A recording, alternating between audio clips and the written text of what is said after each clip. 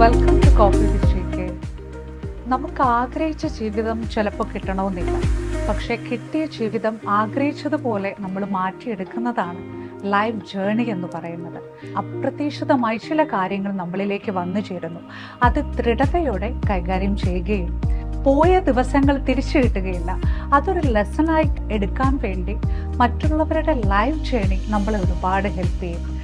രഞ്ജുമാർ film ഇൻഡസ്ട്രിയിൽ തൻ്റെ സ്ഥാനം നിലയുറപ്പിച്ച് സിനിമാ മേഖലകൾ സജീവമായി അഭിനയത്തിലും നമുക്കെല്ലാവർക്കും സുപരിചിതമായ രഞ്ജുമാർ.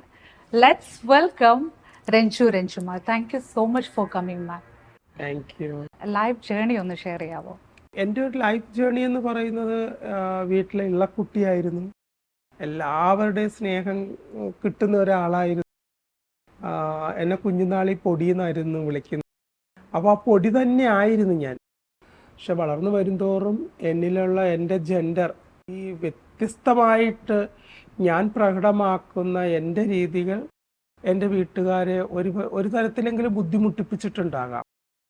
ബട്ട് അത് എൻ്റെ അമ്മ അത് ഉൾക്കൊള്ളാനും എൻ്റെ സഹോദരങ്ങൾ അത് ഉൾക്കൊള്ളാനും കഴിഞ്ഞത് കൊണ്ടാകാം ഇന്ന് നമ്മൾ തമ്മിൽ ഇപ്പോൾ ഇവിടെ ഇരിക്കുന്നത്. തീർച്ചയായും.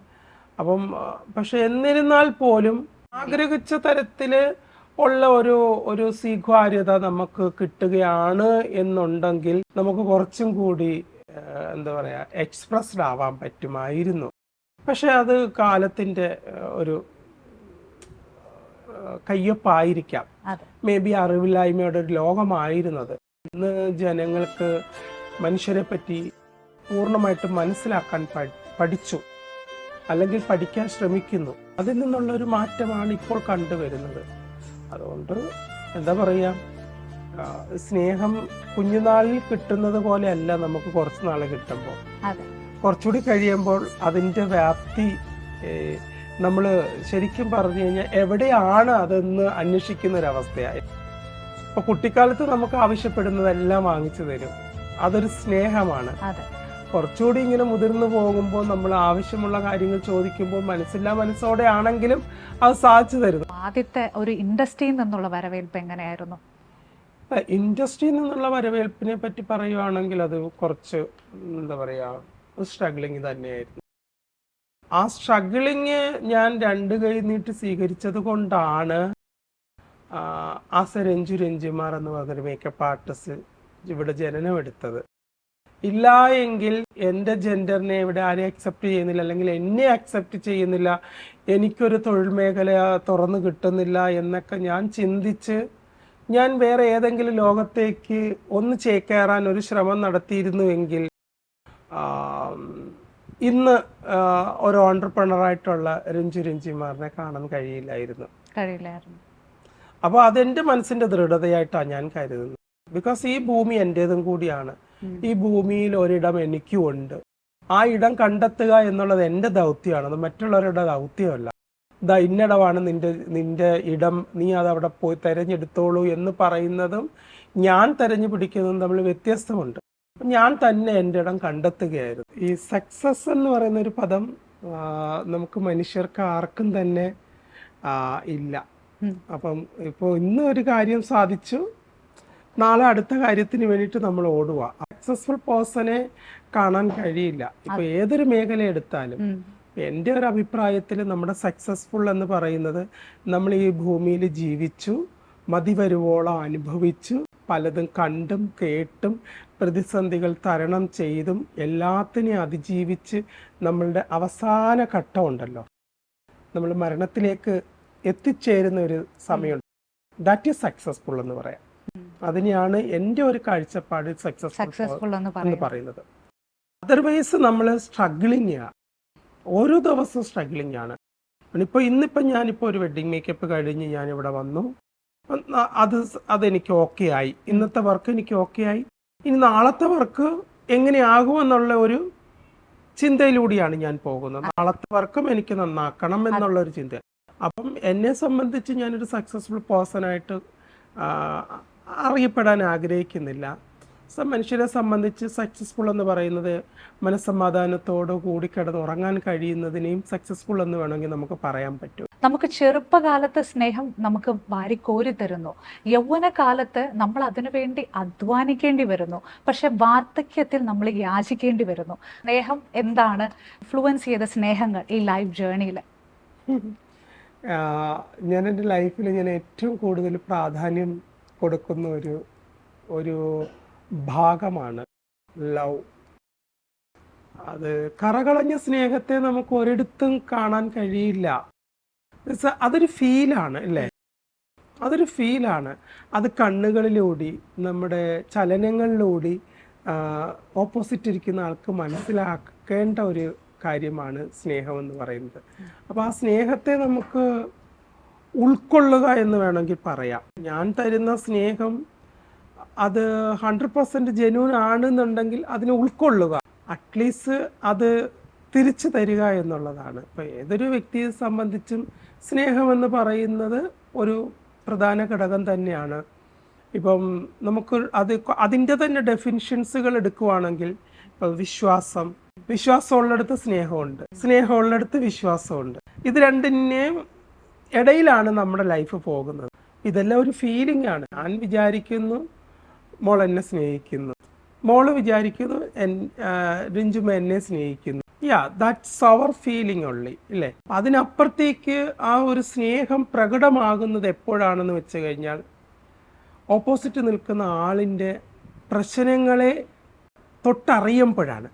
നമ്മൾ തൊട്ടറിയണം, എന്താണ് എന്താ നിനക്ക് ഇന്ന് സംഭവിച്ചത്, എന്ത് പറ്റി, നീ എന്തെങ്കിലും പ്രോബ്ലം ഫേസ് ചെയ്യുന്നുണ്ടോ, അതിന് എൻ്റെ ഭാഗത്ത് നിന്ന് എന്തെങ്കിലും സപ്പോർട്ട് ചെയ്യേണ്ടതായിട്ടുണ്ടോ എന്നൊക്കെ കുറച്ച് കാര്യങ്ങൾ നമ്മൾ ചോദിക്കുമ്പോൾ അതിന് നമ്മൾ സപ്പോർട്ടിംഗ് സിസ്റ്റം എന്ന് വേണമെങ്കിൽ പറയാം. ആ സപ്പോർട്ടിംഗ് സിസ്റ്റത്തെ നമുക്ക് കുറച്ചും കൂടി ലാഘവത്തോടു കൂടി കൈകാര്യം ചെയ്യാൻ കഴിയുമ്പോഴാണ് ആ സ്നേഹം എന്ന് പറയുന്ന ഡെഫിനിഷൻ പൂർണ്ണമാകുന്നത്. അപ്പോൾ ഓപ്പോസിറ്റ് നിൽക്കുന്ന ആൾക്ക് മനസ്സിലാവുകയാണ് ദിസ് ഈസ് ലവ്. നമ്മൾ പ്രകടിപ്പിക്കുന്ന രീതിയിലാണ് ഇരിക്കുന്നത്. ഇപ്പോൾ എനിക്ക് വേണമെന്നുണ്ടെങ്കിൽ മോള് സങ്കടപ്പെട്ടിരിക്കുമ്പോൾ തോളത്തൊന്ന് തട്ടി ആശ്വസിപ്പിക്കാം, വിഷമിക്കണ്ട എന്ന് പറയുന്നതും അതും ഒരു ആശ്വാസമാണ്. വിഷമത്തിന്റെ കാര്യം ചോദിച്ച് മനസ്സിലാക്കുന്നതും അതും ഒരു ലവ് ആണ്. ആ പ്രശ്നം പരിഹരിക്കാൻ ശ്രമിക്കുന്നത് അതും ഒരു ലവ് ആണ്. ഈ മൂന്നും സ്നേഹമായിട്ട് നമുക്ക് കരുതാം. ചിലപ്പോൾ എൻ്റെ അവസ്ഥ കൊണ്ടായിരിക്കാം ഞാൻ ആ തോളത്തൊന്ന് തട്ടി അമർത്തി കുഴപ്പമില്ല എല്ലാം ശരിയാകും എന്ന് പറയുന്നു. അതിനപ്പുറത്തേക്ക് എന്നെ കൊണ്ട് സാധിക്കില്ല. നെക്സ്റ്റ് എന്താണ് പ്രശ്നമെന്ന് ചോദിക്കുവാൻ എന്നെ കൊണ്ട് കഴിയുന്നുണ്ടെങ്കിൽ അതും ഒരു ലവ് ആണ്. നമുക്ക് ആ ഫ്രീഡം അവരിൽ ഉണ്ടോ ഇല്ലയോ എന്നുള്ളതിനേക്കാളും ചോദിക്കുന്നതാണ് സ്നേഹം. തീർച്ചയായിട്ടും. അപ്പം ഞാൻ ഇപ്പം രഞ്ജുമ സുഖമായിട്ടിരിക്കുന്നു എന്ന് ചോദിക്കുമ്പം ഞാൻ തീർച്ചയായിട്ടും പറയും ഇല്ല അത്ര സുഖമല്ല, കുറച്ച് പ്രശ്നങ്ങളൊക്കെ ഉണ്ട് എന്ന് ഞാൻ പറയും. ഹാപ്പി ആയിട്ട് പോകുന്നു, ബ്ലെസ്സിങ് ഫ്രം ഗോഡ്, എല്ലാം പക്ക, ടച്ച് വിട്ട് പറയുമ്പോഴും എൻ്റെ ഉള്ളിൽ എവിടെയോ എനിക്കൊരു സങ്കടം കിടക്കുകയാണ്. അപ്പം ഞാനത് കള്ളം പറയുകയല്ലേ, ഞാൻ അത്ര ഹാപ്പി അല്ല, എന്നാലും കുഴപ്പമില്ല, തട്ടിമുട്ടി അങ്ങ് പോകുന്നു എന്ന് പറയുക എന്നുള്ളതാണ് ഒരു സത്യം. അപ്പോൾ ആ സ്നേഹം എന്ന് പറയുന്ന ഒരു വാക്കല്ല, അതൊരു ഫീലാണ്. ഇപ്പോൾ നമുക്ക് അഡ്വാൻറ്റേജസ് ഉണ്ട്, കാരണം മാമിനെ പോലുള്ള ആളുകൾ വന്നതുകൊണ്ട് കുറച്ചും കൂടെ അക്സെപ്റ്റൻസി നമുക്ക് കൂടുതലാണെങ്കിലും പക്ഷെ അവരറിഞ്ഞിരിക്കണ്ടേ എന്തൊക്കെയാണ് ആദ്യ കാലഘട്ടങ്ങളിൽ ഉണ്ടായിരുന്നത് എന്നുള്ളത്. ഒരു അനുഭവം ഒരുപാടുണ്ട്. ചിലപ്പോൾ നമ്മൾ അത് ഓർത്തെടുക്കുമ്പോൾ പല പല പല പല മേഖലകളിലേക്ക് നമുക്ക് പോകേണ്ടി വരും. അപ്പൊ അത് ചിലപ്പോൾ മറ്റുള്ള ആർക്കെങ്കിലും ഒക്കെ അത് വിഷമം ഉണ്ടാക്കും, അല്ലെങ്കിൽ വീണ്ടും അത് നമ്മൾ കുത്തി ഇളക്കുന്നത് പോലെയാവും. ഇപ്പൊ ഞാൻ ഒരു കാര്യം പറയാം, എൻ്റെ ലൈഫിൽ എനിക്ക് എന്തൊക്കെ സംഭവിച്ചിട്ടുണ്ടോ, നെഗറ്റീവായാലും പോസിറ്റീവായാലും അതിൻ്റെ ഫുൾ റെസ്പോൺസിബിലിറ്റി എനിക്ക് തന്നെയാണ് അല്ലേ. അത് ഞാൻ ഉൾക്കൊള്ളുന്നു. എനിക്ക് സംഭവിച്ചിട്ടുള്ള ഇപ്പം ഒരു ട്രാൻസ് പേഴ്സൺ നാട് വിട്ട് വീട് വിട്ട് മറ്റൊരു നാട്ടിലേക്ക് എത്തിപ്പെടുമ്പോൾ ഒരു സാധാരണ വ്യക്തിക്ക് സംഭവിക്കാൻ പറ്റുന്ന സ്ട്രഗ്ലിംഗ് പീരീഡുകളെല്ലാം എനിക്കും സംഭവിച്ചിട്ടുണ്ട്. അത് എന്താ പറയുക, അതാ ഒരു അറിവില്ലായ്മയാണ് എന്ന് എനിക്കും അറിയില്ല. അന്നത്തെ കാലത്ത് സെക്സ് എന്താണെന്നോ സെക്ഷുവാലിറ്റി എന്താണെന്നോ ജെൻഡർ എന്താണെന്നോ ആർക്കും അറിയത്തില്ല. ഞാനൊരു പെണ്ണാണ്, അത് ഓപ്പോസിറ്റ് നിൽക്കുന്ന ആൾക്ക് അംഗീകരിക്കാൻ പറ്റുന്നില്ല അല്ലേ? അത് ഇന്നും നിലനിൽക്കുന്നുണ്ട് അല്ലേ? ഇപ്പം ഞാനൊരു സർജറി കഴിഞ്ഞ പെണ്ണാണെന്ന് പറയുമ്പോൾ ഓ നീ എന്ത് സർജറി കഴിഞ്ഞു എന്ന് ചോദിക്കുന്ന ഒരുപറ്റം ജനങ്ങളും നമുക്ക് ചുറ്റുമുണ്ട്. എന്നാൽ എന്നെ അക്സെപ്റ്റ് ചെയ്യുന്ന ജനങ്ങളും ഇവിടെ ഉണ്ട്. മാറ്റങ്ങൾ അനിവാര്യമാണെന്ന് പറഞ്ഞാലും കുറേയേറെ മാറിയവരും കുറേയേറെ മാറാത്തവരും ഇന്നും ഇവിടെ നിൽക്കുന്നുണ്ട്. അപ്പം നമുക്കുണ്ടായ ആ ദുരനുഭവത്തിലേക്ക് പോകുമ്പോൾ അത് പലരെയും വീണ്ടും ചൊടിപ്പിക്കാൻ സാധ്യതയുണ്ട്. അപ്പോൾ വേണ്ട, എൻ്റെ വിധിയായിരുന്നു. ആ വിധിയെ ഞാൻ തരണം ചെയ്യണമായിരുന്നു. ഞാനത് തരണം ചെയ്തു എന്ന് തന്നെയാണ് എൻ്റെ പൂർണ്ണ വിശ്വാസം. അതുകൊണ്ട് തന്നെയാണ് ഇന്നിപ്പോൾ ഈ ഒരു ഇന്റർവ്യൂവിന് ഞാൻ ഇവിടെ വന്നിരിക്കുന്നത്, നിങ്ങൾ എന്നെ സെലക്ട് ചെയ്തത് അല്ലേ? ഇൻഡസ്ട്രിയിലേക്ക് വന്നു, അത് കഴിഞ്ഞതിന് ശേഷം ഏതെങ്കിലും ഒരു പോയിന്റിൽ ഈ ഇൻഡസ്ട്രിയിൽ ഞാൻ വരണമായിരുന്നു എന്ന് തോന്നിയിട്ടുണ്ടോ? തീർച്ചയായിട്ടും. അത്തരത്തിലുള്ള ഒരു സാഹചര്യം എന്തുകൊണ്ടാണ് അത് തോന്നിയത്? അത് വരേണ്ടിയിരുന്നില്ല എന്ന് തോന്നുന്ന ഒരു സിറ്റുവേഷൻ എന്ന് പറയുന്ന ഒരു ക്യാപ്സ്, എന്താ പറയാ, ഒരു സ്വിച്ച് ഇടുന്ന ടൈമിന്റെ വേരിയേഷനേ ഉള്ളൂ. ഞാൻ ചിന്തിച്ചിട്ടുണ്ട്, ഈശ്വര എനിക്ക് അമ്മയുടെ ആഗ്രഹം പോലെ പഠിച്ച് അഡ്വക്കേറ്റ് ആകാമായിരുന്നു, അല്ലെങ്കിൽ എൻ്റെ കുഞ്ഞുനാളിലത്തെ ആഗ്രഹം പോലെ പഠിച്ച് പൈലറ്റ് ആകാമായിരുന്നു, അല്ലെങ്കിൽ വേറെ ഏതെങ്കിലും മേഖലയിലാകാമായിരുന്നു. എനിക്കത് സാധിക്കാൻ കഴിയാഞ്ഞത് എന്നിലെ ഈ ഒരു തിളച്ചു മറിയുന്ന ജെൻഡറും എൻ്റെ ഫിനാൻഷ്യൽ ബാക്ക്ഗ്രൗണ്ടും ഒക്കെ ആയിരുന്നല്ലോ എന്ന് ഓർക്കുമ്പോൾ സങ്കടം കൊണ്ട് ഈ എനിക്കൊരു തൊഴിൽ മേഖല വേണ്ടിയിരുന്നില്ല എന്ന് ചിന്തിച്ചിട്ടുണ്ട്. പിന്നെ ഞാൻ ചിന്തിക്കും, എട്ടും പൊട്ടും അറിയാത്ത ഒരു കുട്ടി പിച്ച വെച്ച് നടക്കാൻ തുടങ്ങി, അത് വീണു, പിന്നെ എഴുന്നേറ്റു, വീണു, പിന്നെ എഴുന്നേറ്റു, അത് നടക്കാൻ ശീലിക്കുന്നു എന്നതുപോലെയാണ് എൻ്റെ ലൈഫും. കാരണം എൻ്റെ ഫാമിലി ബാക്ക്ഗ്രൗണ്ട് എടുക്കുവാണെന്നുണ്ടെങ്കിൽ കലാപരമായിട്ട് എൻ്റെ അമ്മ പാടുമെന്ന് തോന്നുന്നു, അച്ഛൻ ചെറുതായിട്ടൊക്കെ വരയ്ക്കും, അത് പണ്ടെങ്ങാണ്ടൊക്കെ ഞാൻ കണ്ടിട്ടുള്ളതാണ്. പക്ഷെ എൻ്റെ വീട്ടിൽ എൻ്റെ ഫാമിലിയിൽ ആരും തന്നെ കലാപരമായിട്ട് വളർന്നു വന്നവരാരും തന്നെ ഇല്ല. അപ്പം എനിക്ക് ഈ ഒരു മേക്കപ്പ് എന്ന് പറയുന്നൊരു ലോകം, ഞാൻ വഴിതെറ്റി വന്നൊരു മേക്കപ്പ് ആർട്ടിസ്റ്റ് ആണ്. അപ്പം ഇവിടെ വന്നിട്ട് ഞാൻ ഇത്രയൊക്കെ സ്ട്രഗിൾ ചെയ്തുകൊണ്ടിരിക്കുകയാണ് എങ്കിൽ ഇത് പൂർത്തിയാക്കുവാൻ ഞാൻ ബാധ്യസ്ഥയാണ് എന്ന് ഞാൻ തന്നെ സ്വയം തീരുമാനിച്ചത് കൊണ്ട്, അതുകൊണ്ട് തന്നെയാണ് ആ ഒരു മേഖലയിൽ ഞാൻ നിലനിൽക്കാൻ തുനിഞ്ഞത് തന്നെ. ഇന്നും എനിക്ക് ഞാൻ ചെയ്യുന്ന പല സെലിബ്രിറ്റികളുടെയും കൂടെയുള്ള ഫോട്ടോസുകൾ ഞാൻ ഇട്ട് PR വർക്ക് ചെയ്യാറില്ല. ഞാനൊരു സെൽഫ് മാർക്കറ്റിംഗ് ചെയ്യാറില്ല. എന്തുകൊണ്ടാണ് അത് വേണ്ട എന്ന് തോന്നിയത്? വേണ്ട എന്ന് തോന്നിയതല്ല, അത് ആക്സിഡന്റലി സംഭവിച്ചു പോകുന്നു. അപ്പം ദൈവം തമ്പുരാൻ എനിക്ക് വിധിച്ചിട്ടുള്ളത് ഉണ്ട്. ആ വിധിച്ചിട്ടുള്ളത് എന്നിലേക്ക് തന്നെ വരുമെന്ന് പൂർണ്ണമായിട്ടും വിശ്വസിക്കുന്ന ഒരാളാണ് ഞാൻ. കാരണം ഒരു കാലഘട്ടത്തിൽ ഒരു സെറ്റിൽ നിന്ന് എനിക്ക് കരഞ്ഞുകൊണ്ട് ഇറങ്ങേണ്ടി വന്നിട്ടുണ്ട്. മേക്കപ്പ് ചെയ്തുകൊണ്ട് നിൽക്കുന്ന ഒരു സെറ്റിൽ നിന്ന് എനിക്ക് കരഞ്ഞുകൊണ്ട് ഇറങ്ങേണ്ടി വന്ന സമയത്ത് ഞാൻ അറിയാതെയാണെന്നുണ്ടെങ്കിലും ഞാൻ അവിടെ നിന്ന് പറഞ്ഞിരുന്നു, അടുത്ത വർഷം ഇതേ സമയത്ത് ഈ സ്ഥാനത്ത് ഞാൻ മേക്കപ്പ് ആർട്ടിസ്റ്റായിട്ട് നിൽക്കും, അപ്പോൾ നിങ്ങൾ എവിടെയാണെന്ന് എനിക്ക് കാണണം. അന്ന് പറഞ്ഞത് രഞ്ജുമാർ എന്ന വ്യക്തിയുടെ ഉള്ളിലെ ദേഷ്യമായിരുന്നില്ല, ദേഷ്യമായിരുന്നു. നിസ്സഹാവസ്ഥയിൽ നിൽക്കുന്ന ഒരാളിന്റെ ദേഷ്യമായിട്ടുള്ള ഒരു പ്രകടനമായിരുന്നു. അല്ലാണ്ട് നമുക്കാരെയും ശപിക്കാനോ അല്ലെങ്കിൽ ശപിച്ച് നാശം വരുത്താനോ ഒന്നുമുള്ള ശക്തിയില്ല എന്ന് വിശ്വസിക്കുന്ന ഒരാളാണ്.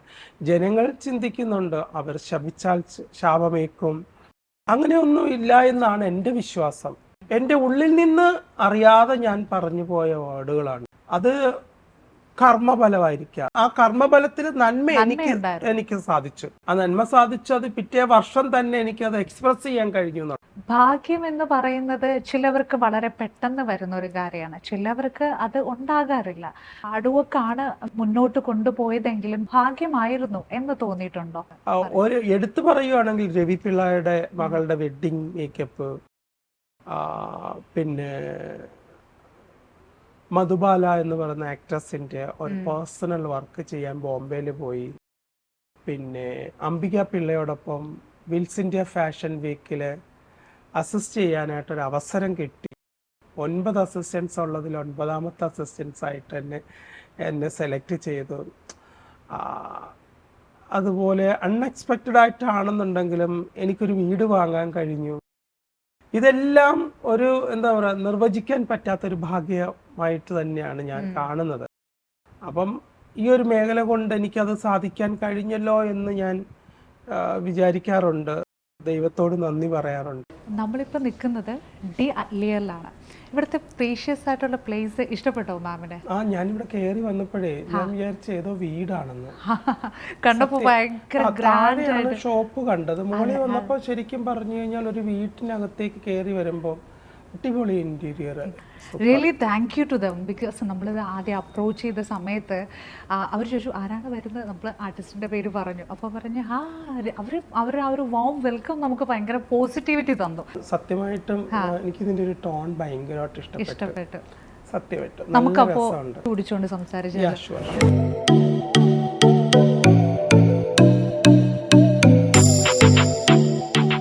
I am not influencer, I am not a motivator. ഞാനൊരു സാധാരണ പേഴ്സണാണ്. ഒരു സാധാരണ സ്ത്രീയായി ജീവിക്കാനും സാധാരണ സ്ത്രീയായി അറിയപ്പെടാനും ആഗ്രഹിക്കുന്ന ഒരാളാണ്. ഇപ്പം എൻ്റെ ഒരു ലൈഫ് സെലിബ്രിറ്റി ലോകത്തായതുകൊണ്ട്, I am not a celebrity, ഞാൻ സെലിബ്രിറ്റികളുടെ ലോകത്തായതുകൊണ്ട്, അല്ലെങ്കിൽ സെലിബ്രിറ്റികൾക്ക് മേക്കപ്പ് ചെയ്യുന്നത് കൊണ്ട് സെലിബ്രിറ്റീസ് മേക്കപ്പ് ആർട്ടിസ്റ്റ് എന്ന് വിളിക്കുന്നതാണ് എന്ന് കേൾക്കാനാണ് ഞാൻ ആഗ്രഹിക്കുന്നത്. എനിക്കിപ്പോൾ ശരിക്കും പറഞ്ഞു കഴിഞ്ഞാൽ സാധാരണക്കാരുടെ ഇടയിലേക്ക് പോവുക, തട്ടുകടയിൽ നിന്ന് ചായ കുടിക്കുക, അമ്മമാർ വെച്ച് വിളമ്പുന്ന ഊണുകടയിൽ നിന്ന് കയറി ഊണ് കഴിക്കുക, ഇതൊക്കെയാണ് എൻ്റെ ഇഷ്ടങ്ങൾ. അപ്പം എന്നെ സംബന്ധിച്ച് ഞാനൊരു സെലിബ്രിറ്റി ലൈഫിൽ ജീവിക്കാൻ ആഗ്രഹിക്കുന്ന ഒരാളല്ല. സോ എപ്പോഴും എനിക്ക് സാധാരണക്കാരുടെ ഇടയിലേക്ക് ജീവിക്കാനാണ് ആഗ്രഹം, സാധാരണ ലൈഫ് ജീവിക്കാനാണ് ആഗ്രഹം. ഇപ്പോൾ ചിലർ പറയും ഇൻഫ്ലുവൻസറാണ് അല്ലെങ്കിൽ മോട്ടിവേറ്ററാണ്. ഞാൻ പറയുന്ന കാര്യങ്ങൾ എൻ്റെ ജീവിതത്തിലെ അനുഭവങ്ങളാണ്. ഞാൻ ഒരിക്കലും മറ്റൊരാളിൻ്റെ ലൈഫ് കടമെടുത്ത് സംസാരിക്കാറില്ല. എന്നെ സംബന്ധിച്ച് ഈ ഇൻഫ്ലുവൻസർ, മോട്ടിവേറ്റർ എന്നൊക്കെയുള്ള ഒരു പദങ്ങൾ എന്നിലേക്ക് അടിച്ചേൽപ്പിക്കുന്നതിനോട് എനിക്ക് ഒട്ടും താല്പര്യമില്ലാത്തൊരു കാര്യമാണ്. വാട്ട് എവർ ഇറ്റ് ഈസ്, നമ്മളിപ്പം എൻ്റെ ലൈഫിൽ ഞാൻ സംസാരിക്കുന്നതെല്ലാം എൻ്റെ എക്സ്പീരിയൻസ് ആണ്, എൻ്റെ അനുഭവങ്ങളാണ്. ഞാൻ മറ്റൊരാളുടെ ലൈഫ് കടമെടുത്ത് ഞാൻ സംസാരിക്കാറില്ല. അപ്പം എനിക്ക് അങ്ങനെ നോക്കുകയാണെന്നുണ്ടെങ്കിൽ ഇപ്പം മഹാത്മാഗാന്ധിയുടെ ജീവചരിത്രം ഞാൻ വായിച്ചിട്ടുണ്ട്, മദർ തെരേസയുടെ ജീവചരിത്രം വായിച്ചിട്ടുണ്ട്, ഇന്ദിരാഗാന്ധിയുടെ ജീവചരിത്രം വായിച്ചിട്ടുണ്ട്, സുഭാഷ് ചന്ദ്രബോസിൻ്റെത് വായിച്ചിട്ടുണ്ട്, പ്രിയങ്ക ചോപ്രയുടേത് വായിച്ചിട്ടുണ്ട്, അബ്ദുൽ കലാമിൻ്റെ വായിച്ചിട്ടുണ്ട്, അംബേദ്കറുടെ വായിച്ചിട്ടുണ്ട്. അപ്പോൾ ഇതിൽ നിന്നെല്ലാം എവിടെയെങ്കിലുമൊക്കെ നമ്മളെ ഇങ്ങനെ നമുക്കൊരു സ്പാർക്ക് കിട്ടും. നമ്മുടെ ലൈഫുമായിട്ട് കണക്ട് ചെയ്തു പോകുന്ന അവസ്ഥകളാണ് വരുന്നത്. അല്ലാണ്ട് അവരുടെ ലൈഫ് വായിച്ചിട്ട് നമ്മൾ അതുപോലെ ആകാൻ ശ്രമിക്കുകയല്ല ചെയ്യുന്നത്. എനിക്ക് പുസ്തകങ്ങൾ വായിക്കുമ്പോൾ എവിടെയെങ്കിലുമൊക്കെ അയ്യോ ഇതുപോലൊരു അവസ്ഥ എനിക്ക് വന്നിട്ടുണ്ടായിരുന്നു, കണക്ട് ചെയ്ത് പോകുന്നുണ്ട്. അപ്പോൾ അംബേദ്കറുടേതാണെങ്കിലും അബ്ദുൽ കലാം സാറിൻ്റെ ആണെങ്കിലും പ്രിയങ്ക ചോപ്രയുടേതാണെങ്കിലും ഇന്ദിരാഗാന്ധിയുടേതാണെങ്കിലും സുഭാഷ് ചന്ദ്രബോസിൻ്റെ ആണെങ്കിലും ഇപ്പോൾ ഇന്ത്യക്ക് സ്വാതന്ത്ര്യം നേടിത്തരാൻ മുന്നിൽ നിന്ന് പ്രവർത്തിച്ച ഒരാളാണ് സുഭാഷ് ചന്ദ്രബോസ്. പക്ഷേ സ്വാതന്ത്ര്യം കിട്ടിയപ്പോൾ മഹാത്മാഗാന്ധിയുടെ പേരാണ് മുന്നിൽ വന്നത്. സുഭാഷ് ചന്ദ്രബോസ് സാറിൻ്റെ പേരെങ്ങും പരാമർശിച്ച് കാണാറില്ല എന്നുള്ളതാണ് അല്ലേ. എന്നതുപോലെ എൻ്റെ അവസ്ഥയും അതുപോലെയാണ്. പല കാര്യങ്ങൾക്കും വേണ്ടിയിട്ട് ചുക്കാൻ പിടിച്ചിട്ടുണ്ട്. പക്ഷേ അവസാന ഘട്ടത്തിൽ വരുമ്പോൾ നമ്മൾ ആ ഫ്രെയിമിൽ പോലും ഇല്ലാത്ത അവസ്ഥകൾ വന്നിട്ടുണ്ട്. അങ്ങനെ നമ്മളെ കാണാൻ കഴിയുന്നില്ല. അപ്പം അങ്ങനെയൊക്കെയുള്ള ഒരുപാട് അവസ്ഥകൾ നമുക്കത് വായിക്കുമ്പോൾ നമ്മൾ വിചാരിക്കും ഓ ശരിയാ, ഇതുപോലെ ഞാനും ഫേസ് ചെയ്തിട്ടുണ്ട്. അല്ലെങ്കിൽ മറ്റൊരാളുടെ ജീവിത അനുഭവങ്ങൾ എവിടെയെങ്കിലും പറയുമ്പോൾ നമുക്കും ഇതുപോലെ സമാന അനുഭവങ്ങൾ വന്നിട്ടുണ്ട് എന്നുള്ളത്. ഇപ്പോൾ ഒരു സൗഹൃദത്തിൻ്റെ പേരിലാണെന്നുണ്ടെങ്കിലും അല്ലെങ്കിൽ വേറെ ഏതെങ്കിലും കോൺട്രിവേഴ്സിയുടെ പേരിലാണെങ്കിലും ഇതെല്ലാം സമാനമായിട്ട് നമുക്ക് ലൈഫിൽ സംഭവിച്ചു പോകുന്നത്. That is reality. അതിന് നമ്മൾ ഉൾക്കൊള്ളണം. അല്ലാണ്ട് ഞാനൊരു മോട്ടിവേറ്ററാണ് അല്ലെങ്കിൽ ഞാനൊരു ഇൻഫ്ലുവൻസറാണ്. ഇപ്പം ഞാൻ പറയുന്ന ഒരു കാര്യം ഞാൻ എന്തെങ്കിലും സംസാരിക്കുമ്പോൾ അതിൽ നിന്ന് എന്തെങ്കിലും ഉൾക്കൊണ്ട് ഒരാൾ പ്രവർത്തിക്കുന്നുവെങ്കിൽ അത് അയാളുടെ ജീവിതത്തിൽ എന്തെങ്കിലും മാറ്റം കൊണ്ടുവരാൻ സാധിക്കുന്നുണ്ടെങ്കിൽ ഐ എം സോ ലക്കി. ഞാനതിനെ അക്സെപ്റ്റ് ചെയ്യുന്നു. അല്ലെങ്കിൽ എന്നോട് പറയുകയാണ് ചേച്ചി അന്നത് പറഞ്ഞത് കൊണ്ടാണ് എനിക്ക് അതൊന്ന് മാറി ചിന്തിക്കാൻ കഴിഞ്ഞത് എന്ന്. ഇപ്പം അത് പൊതുവായി എല്ലായിടത്തും സംഭവിക്കുന്നതാണ്. അപ്പം നമ്മുടെ കാഴ്ചപ്പാടുകൾ എങ്ങനെയാണോ അതനുസരിച്ചിട്ട് നമ്മൾ പോവുക എന്നുള്ളതാണ്. ഇപ്പം മുമ്പ് പറഞ്ഞതുപോലെ സൗഹൃദത്തിൻ്റെ കാര്യമാണെങ്കിലും സ്നേഹത്തിൻ്റെ കാര്യമാണെന്നുണ്ടെങ്കിലും റിലേഷൻഷിപ്പിൻ്റെ കാര്യമാണെങ്കിലും എന്ത് തന്നെയാണെങ്കിലും നമ്മൾ കണക്ട് ചെയ്യുന്നത് അത് മറ്റൊരാൾക്ക് അത് റിലേറ്റ് ചെയ്യാൻ കഴിയുന്നില്ല എന്നുണ്ടെന്നുണ്ടെങ്കിൽ നമ്മൾ അതിനെപ്പറ്റി സംസാരിച്ചിട്ട് കാര്യമില്ല. നമ്മുടെ ലൈഫ് എന്ന് പറയുന്നത് ഒരു യൂണിവേഴ്സിറ്റിയാണ്. നമ്മൾ കണ്ടുമുട്ടുന്നവർ എല്ലാവരും തന്നെ ഓരോ അധ്യാപകരാണ്. നമ്മളെ ചില പാഠങ്ങൾ പഠിപ്പിക്കാനായിട്ട് വന്ന അധ്യാപകരാണ്. ആ പാഠങ്ങൾ നമ്മൾ പഠിക്കുന്നു. ബുട്ടീക്കിന്റെ നിരവധി ബ്രാഞ്ചുകൾ വന്നു കഴിഞ്ഞു. മറ്റ് സ്ഥലങ്ങളിലേക്കും വ്യാപിപ്പിക്കണം എന്ന് തോന്നിയത് ഒരു പോയിന്റിലായിരിക്കാം. ഇനിയും ഒരുപാട് ആളുകളിലേക്ക് എത്തിപ്പെടണം എന്നുള്ളതിന് ബിസിനസ് വലിയൊരു പ്രധാന ഘടകമാണ്. ഒരു മേക്കപ്പ് ഇൻഡസ്ട്രിയെ പറ്റി കൂടുതൽ നോളജ് കിട്ടണമെങ്കിൽ അടുത്ത് വന്ന് നേരിട്ട് സംസാരിക്കാനുള്ള ഒരു ഓപ്ഷനും കൂടെ അവർക്ക് ഉണ്ടായി. പക്ഷെ മാമിൻ്റെ ഉള്ളിൽ ഒരു ഉദ്ദേശമുണ്ട്, അതിൽ ഒരു വ്യക്തമായ കാരണമുണ്ട്. എല്ലാ സ്ഥലത്തും അത് തുടങ്ങണം, ബിസിനസ്സിനും ഉപരി. അതെന്തായിരിക്കും? ഡോറ എന്ന് പറയുന്ന എൻ്റെ ഒരു ബിസിനസ് സ്ഥാപനം ഞാൻ ആരംഭിക്കുമ്പോൾ എൻ്റെ മനസ്സ് ബ്ലാങ്ക് ആയിരുന്നു സത്യമായിട്ടും. സോ നാളെ എന്താകും എന്നുള്ള ഒരു ക്വസ്റ്റ്യൻ മാർക്കിനേക്കാളുപരി ഒരു ബ്ലാങ്ക് മെൻറ്റാലിറ്റിയിൽ നിന്നാണ് ഞാനത് തുടങ്ങുന്നത്. സക്സസ് ആകുമോ സക്സസ് ആകില്ലേ എന്നുള്ളത്. പക്ഷെ എന്നെ സംബന്ധിച്ച് എനിക്കുള്ള ഒരു സന്തോഷം എന്താണെന്ന് വെച്ച് കഴിഞ്ഞാൽ എനിക്ക് ഒരാളെയെങ്കിലും രക്ഷപ്പെടുത്തണം എന്നുള്ളൊരു ചിന്താഗതി ഉണ്ടായിരുന്നു. ഈ ഒരു മേഖലയിലേക്ക് കൊണ്ടുവന്ന് ഒരാളെങ്കിലും രക്ഷപ്പെടുത്തണമെന്ന്. അപ്പോൾ ഞാൻ നോക്കുമ്പോൾ ഇന്ന് എൻ്റെ അക്കാഡമിയിൽ 12ാമത്തെ ബാച്ച് തുടങ്ങിയിരിക്കുകയാണ്.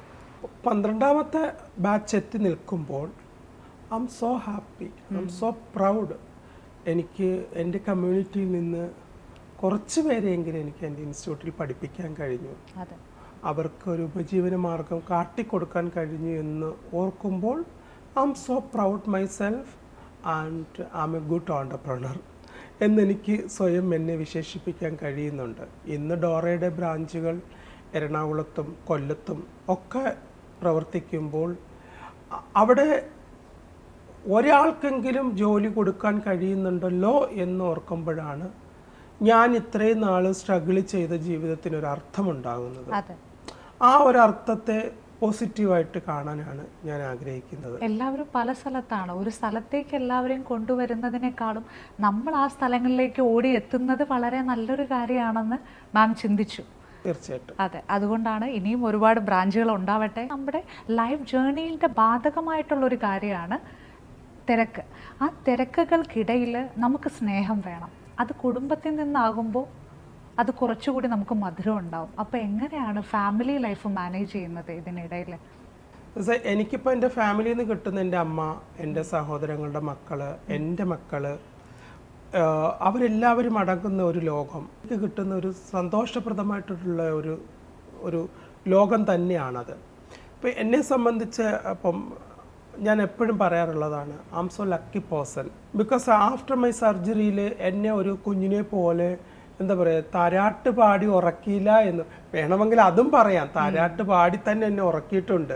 അപ്പം അങ്ങനെ എന്നെ ശുശ്രൂഷിച്ചു കൊണ്ടുവന്നതാണ് എൻ്റെ മക്കൾ. അപ്പം അവരടങ്ങുന്ന ഒരു ലോകമായിരുന്നു എൻ്റെ സർജറിക്ക് ശേഷം എന്നെ ഇങ്ങനെ ഒരു കുഞ്ഞുകുട്ടിയെ പോലെ കൊണ്ടുവന്നത്.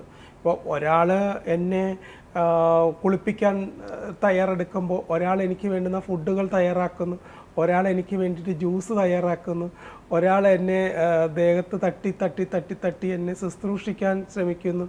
സോ അതൊക്കെ ഓർക്കുമ്പോൾ I am so lucky because ഇപ്പം ഞാൻ എപ്പോഴും പറയാറുള്ളതാണ്, ഇപ്പോൾ എൻ്റെ സർജറി കഴിഞ്ഞ് സൂര്യയാണ് എന്നെ ഹോസ്പിറ്റലിൽ നോക്കാൻ നിന്നത്. വീട്ടിൽ കൊണ്ടുവന്നപ്പോൾ ജാനകി ഉണ്ടായിരുന്നു. ജാനകി ഉറക്കമുളച്ചിരുന്നാണ് എന്നെ നോക്കിയത്. ഇപ്പോൾ ഹരിണിയാണെന്നുണ്ടെങ്കിൽ എനിക്കിഷ്ടപ്പെട്ട ജ്യൂസുകൾ ഉണ്ടാക്കുന്നു, അനു ആണെന്നുണ്ടെങ്കിൽ വീട്ടിൽ എനിക്കിഷ്ടപ്പെട്ട ഫുഡ് ഉണ്ടാക്കുന്നു, ശീതളാണെന്നുണ്ടെങ്കിൽ എനിക്ക് കാവലിരിക്കുന്നു മെഡിസിൻ എടുത്തു തരാനായിട്ട്. അപ്പം ദയാണെന്നുണ്ടെങ്കിൽ വന്നിട്ട് എൻ്റെ മുടി ചീവി തരുന്നു. അപ്പോൾ അങ്ങനെ ഓരോരുത്തരും ഓരോ മേഖലകൾ കൈകാര്യം ചെയ്തിരുന്ന ഒരു സമയമായിരുന്നു സർജറി സമയം എന്ന് പറയുന്നത്. അപ്പോൾ അവിടെ നിന്ന് ഇങ്ങോട്ട് നോക്കുകയാണെന്നുണ്ടെങ്കിൽ എൻ്റെ ഫാമിലി എന്ന് പറയുന്നത് ഒരു നല്ലൊരു സ്ട്രോങ് ആയിട്ടുള്ളൊരു ഫാമിലി ആയിട്ടാണ് തോന്നുന്നത്. പക്ഷെ ഞങ്ങളെപ്പോഴും ഇങ്ങനെ എന്താ പറയുക, ഒരു അമ്മ മക്കൾ എന്നുള്ള രീതിയിലുള്ള അധികാരങ്ങൾ കാണിക്കലോ അല്ലെങ്കിൽ കർശനമായിട്ട് ശാസിക്കലോ അങ്ങനെയുള്ളതല്ല. ഞാൻ കർക്കശക്കാരിയായ ഒരു അമ്മയാണെന്നുണ്ടെങ്കിലും ഞാൻ ഫ്രീഡം കൊടുക്കുന്ന ഒരു അമ്മയാണ്. കൃത്യമായ സമയങ്ങളിൽ പറഞ്ഞാൽ മതി. അതെ, അത്രേ അല്ലാത്ത സമയത്ത് നമ്മൾ അത്രേ ഉള്ളൂ. സന്തോഷിക്കേണ്ട സമയങ്ങൾ ഞങ്ങൾ എല്ലാവരും സന്തോഷിക്കും. ഇപ്പം ബിഹാൻ വന്നു കഴിഞ്ഞാൽ ഞങ്ങളുടെ വീട്ടിലൊരു ഉത്സവം പോലെയാണ്. അവന് ബീഫ് ഉണ്ടാക്കി കൊടുക്കേണ്ട ജോലി എൻ്റെതാണ്. അപ്പോൾ പിള്ളേരെല്ലാവരും കൂടി വരും, എല്ലാവരും കൂടി വന്ന് വീട്ടിനകത്തൊരു ബഹളമായിരിക്കും. അങ്ങനെ എൻജോയ്മെൻറ്റിൽ പോകും. പിന്നെ എൻ്റെ അമ്മയാണെന്നുണ്ടെങ്കിൽ ഇപ്പം അമ്മ എൻ്റെ കൂടെ ഉണ്ട്. അമ്മ 3 വർഷമായിട്ട് എന്നോടൊപ്പം ഉണ്ട്. അമ്മേനെ കൊല്ലത്ത് നിന്ന് എൻ്റെ വീട്ടിലേക്ക് കൊണ്ടുവന്നു. വെക്കേഷൻ ആകുമ്പോൾ എൻ്റെ ചേച്ചിയുടെ മക്കൾ എൻ്റെ വീട്ടിലേക്ക് വരുന്നു. അപ്പോൾ അതൊരാഘോഷമാണ്. അപ്പോൾ എങ്ങനെയൊക്കെ നോക്കിയാലും ഞാൻ സന്തോഷിക്കേണ്ട സമയം സന്തോഷിക്കുന്നുണ്ട്. പക്ഷെ സ്നേഹം എന്ന് പറയുന്ന ആ ഒരു ഡെഫിനിഷനിലേക്ക് നമ്മൾ പോകുമ്പോൾ അതിന് നമ്മൾ പല ഘട്ടങ്ങളിലായിട്ട് പറയും. ഇതെല്ലാം ഫാമിലി പരമായിട്ടാണ്. As a person, as a woman എന്ന് പറയുമ്പോൾ നമുക്ക് സ്നേഹം കിട്ടേണ്ടതായിട്ടുള്ള ചില ഏരിയകളുണ്ട്. അത് ഏതൊരു സ്ത്രീയെ സംബന്ധിച്ചും ഏതൊരു പുരുഷനെ സംബന്ധിച്ചും വേണ്ടുന്നൊരു കാര്യമാണ്. അങ്ങനെ നോക്കുമ്പോൾ ആം സോ അൺലക്കി. ഒരു കാലഘട്ടത്തിൽ എനിക്കുണ്ടായിരുന്ന സ്നേഹം അത് ട്രൂ ആയിരുന്നു എന്ന് ഞാൻ വിശ്വസിച്ചിരുന്ന സ്നേഹം എൻ്റെ പിടിപ്പുകേട് കൊണ്ടോ അല്ലെങ്കിൽ എൻ്റെ പൊസസീവ്നെസ് കൊണ്ടോ അല്ലെങ്കിൽ എൻ്റെ ദൗർഭാഗ്യം കൊണ്ടോ എൻ്റെ സൗഹൃദങ്ങൾ എനിക്ക് നഷ്ടപ്പെട്ടിട്ടുണ്ട്. നല്ല സൗഹൃദങ്ങൾ നഷ്ടപ്പെട്ടിട്ടുണ്ട്. ആ സൗഹൃദം ഇനി എനിക്ക് വേണ്ട എന്ന് ഞാൻ തീരുമാനമെടുത്തിട്ടുണ്ട്. ചിലപ്പോൾ എനിക്ക് കിട്ടേണ്ടിയിരുന്ന നല്ല സൗഹൃദ ബന്ധങ്ങൾ ചില സൗഹൃദ ബന്ധങ്ങൾ കാരണം ഞാൻ വേണ്ടാന്ന് വെച്ചിട്ടുണ്ട്. ഇപ്പം ഈ സൗഹൃദങ്ങൾ എന്ന് പറയുന്നത് ഒരു വലിയൊരു ഔഷധമാണ്. ആ ഔഷധം നമുക്ക് ഉണ്ടെന്നുണ്ടെങ്കിൽ അതിനോടൊപ്പം നമ്മുടെ ഫാമിലിയും കൂടി ചേരുമ്പോൾ അവിടെ നമുക്കൊരു വല്ലാത്തൊരു എനർജി നമുക്ക് വരും. എൻ്റെ സ്നേഹം ഉണ്ടാകും, എൻ്റെ ദേഷ്യം ഉണ്ടാകും, എൻ്റെ ഇഷ്ടങ്ങളുണ്ടാകും, എൻ്റെ അനിഷ്ടങ്ങളുണ്ടാകും, എല്ലാം ഉണ്ടാകുന്ന സൗഹൃദങ്ങൾ. അതാണാണെങ്കിലും പെണ്ണാണെന്നുണ്ടെങ്കിലും ആസ്വദിച്ചു പോകുന്ന സൗഹൃദങ്ങളുണ്ട്. ഇപ്പം മമത മോഹൻദാസ് ആണെങ്കിലും പ്രിയാമണി ആണെങ്കിലും ഭാവനയാണെങ്കിലും രമ്യ നമ്പീശ്വരാണെങ്കിലും അനുശ്രീ ആണെന്നുണ്ടെങ്കിലും ഞാൻ വർക്ക് ചെയ്തിട്ടുള്ള ഏതൊരു ആർട്ടിസ്റ്റ് ആണെങ്കിലും മുക്തയാണെങ്കിലും ജ്യോതിർമയി ആണെങ്കിലും ഇവരോടെല്ലാം എനിക്ക് എന്താ പറയുക, എൻ്റെ ലൈഫ് കടപ്പെട്ടിരിക്കുകയാണ്. അതെങ്ങനെ എനിക്ക് എക്സ്പ്രസ് ചെയ്യണമെന്ന് എനിക്കറിയത്തില്ല. അത് എന്താ പറയുക, നമുക്കിപ്പം പേഴ്സണലി ഇന്നൊരാളോട് ഇഷ്ടം എന്ന് നമുക്കൊരിക്കലും പറയാൻ പറ്റത്തില്ല. ഇപ്പോൾ ചില കല്യാണ മേക്കപ്പുകൾക്ക് പോകുമ്പോൾ എനിക്ക് ഇന്നും ഓർമ്മയുണ്ട്, ഒരു കുട്ടിയുടെ ഏറ്റവും വലിയ ആഗ്രഹമായിരുന്നു ഞാൻ കല്യാണത്തിന് മേക്കപ്പ് ചെയ്യണമെന്നുള്ളത്. അപ്പോൾ ആ കുട്ടി ആ വീട്ടുകാരോട് ആവശ്യപ്പെട്ട ഒരേ ഒരു കാര്യം, എനിക്ക് നിങ്ങൾ സ്ത്രീധനം തരുന്നതിനകത്ത് ഇത്തിരി കുറച്ചാലും വേണ്ടിയില്ല, എനിക്ക് രഞ്ജുമയെ കൊണ്ട് നിങ്ങൾ മേക്കപ്പ് ചെയ്യും. ക്വാളിറ്റി കൊണ്ടല്ല, that's not my quality, that's only blessing from God. ദൈവത്തിന്റെ അത്രേ ഉള്ളൂ, ദൈവത്തിന്റെ അനുഗ്രഹം എന്ന് മാത്രമേ ഉള്ളൂ. ചിലപ്പോൾ ആ കുട്ടിക്ക് ഞാൻ പറഞ്ഞിട്ടുള്ള കാര്യങ്ങളോ അല്ലെങ്കിൽ എന്നിൽ എന്തെങ്കിലും ഒരു ആകർഷണീയത തോന്നിയത് കൊണ്ടാകാം എൻ്റെ മേക്കപ്പിന്റെ ക്വാളിറ്റി ആണെന്ന് ഒരിക്കലും ഞാൻ അവകാശപ്പെടില്ല. ബിക്കോസ് കേരളത്തിലെ മേക്കപ്പ് ആർട്ടിസ്റ്റുകളെല്ലാം പുലികളാണ്. എവിടെയോ വഴിതെറ്റി പോകേണ്ടിയിരുന്ന ഒരാള് എങ്ങനെയൊക്കെയോ തട്ടിത്തെറിച്ച് ആരോ തട്ടിത്തെറിപ്പിച്ച് ഇവിടെ കൊണ്ടുവന്നിട്ടു മേക്കപ്പ് ആർട്ടിസ്റ്റ് ആയി. മേക്കപ്പ് ആർട്ടിസ്റ്റ് എന്ന് പറയുമ്പോൾ നമുക്കറിയാം നമ്മുടെ മുഖഭംഗിയാണ്. അപ്പോൾ വസ്ത്രം സെലക്ട് ചെയ്യുന്നത് എങ്ങനെയാണ്? മാം തന്നെ സ്വന്തമായിട്ടാണോ ചൂസ് ചെയ്യുന്നത്? അതിലും ഒരു വ്യത്യസ്തത പല ഫംഗ്ഷൻസിലും പോകുമ്പോൾ കാണുന്നുണ്ട്. എൻ്റെ സ്റ്റൈലിങ്ങിനെ പറ്റി പറയുകയാണെന്നുണ്ടെങ്കിൽ അത് ഭയങ്കര പ്രോബ്ലമാണ്. അപ്പം നാളെ ഒരു പരിപാടിക്ക് പോകണം, നാളെ എനിക്കൊരു ഇനാഗുറേഷൻ ഉണ്ട്, അല്ലെങ്കിൽ നാളെ ഒരു വർക്കുണ്ട്, അല്ലെങ്കിൽ എനിക്ക് കല്യാണ മേക്കപ്പിന് കൊണ്ടുപോകും, അല്ലെങ്കിൽ അക്കാഡമിക് ക്ലാസ്സിന് പോകണം. ഞാൻ തലേ ദിവസം രാത്രി തന്നെ ഡ്രസ്സെല്ലാം എടുത്ത് സെറ്റ് ചെയ്ത് വെക്കും. അത്രയും സമയം വേസ്റ്റ് ചെയ്യണ്ടല്ലോ എന്ന് വിചാരിച്ചു. പക്ഷെ നേരം വിളിക്കുമ്പോൾ ഞാനിത് ചേഞ്ച് ചെയ്തിട്ടുണ്ട്. സ്പോട്ടിൽ മാറ്റുന്നതാണ്. അപ്പോൾ പെട്ടെന്ന് എനിക്ക് തോന്നുന്നു ഇത് കുറച്ചുകൂടി ഇതായിരിക്കും നല്ലത് എന്ന് അങ്ങനെ തോന്നുന്നതാണ്. അപ്പോൾ കൂടുതൽ ആൾക്കാർക്ക് എന്നെ സാരിയിൽ കാണാനാണ് ആഗ്രഹം. എന്നെ സംബന്ധിച്ച് എനിക്ക് സാരിയേക്കാൾ കുറച്ചും കൂടി ഇടാൻ മോഡേൺ ഡ്രസ്സാണ്. പക്ഷെ ഇപ്പം ചില ഫോട്ടോസുകൾ കാണുമ്പോൾ എനിക്കും തോന്നാറുണ്ട് സാരിയാണ് കുറച്ചും കൂടി നല്ലതെന്ന്. പക്ഷെ എന്നാലും ഒരു ഒരു സ്ത്രീ എന്ന നിലയിൽ എനിക്ക് എല്ലാ വസ്ത്രങ്ങളും ഇട്ട് നോക്കാൻ ആഗ്രഹമാണ്. അതിനുവേണ്ടി പ്രത്യേകിച്ചൊരു സ്റ്റൈലിംഗ് ഒന്നും ഞാൻ നോക്കാറില്ല. ഇനിയുള്ള സ്വപ്നങ്ങൾ എന്താണ്? ആഗ്രഹം എനിക്ക് കേരളത്തിൽ ഒരു കോസ്മെറ്റോളജി കോളേജ് ഓപ്പൺ ചെയ്യണമെന്ന് ആഗ്രഹമുണ്ട്. ഐ തിങ്ക് ആദ്യമായിട്ടായിരിക്കും കേരളത്തിലൊരു കോസ്മെറ്റോളജി കോളേജ് വരുന്നത്. പിന്നെ എനിക്ക് ദുബായ് സെറ്റിൽ ചെയ്യണമെന്ന് ആഗ്രഹം. ഒരാൾ ഒരു ലൈഫ് ജേണി പറയുമ്പോൾ അതെങ്ങനെ പറയണമെന്ന് ഒരാളുടെ രീതി അനുസരിച്ചാണ്. അതിലെല്ലാത്തിലും വിഷമങ്ങൾ പോലും മാം പറയുന്നത് വളരെ പോസിറ്റീവായിട്ടാണ്. അപ്പോൾ anyway thank you so much for coming ma'am.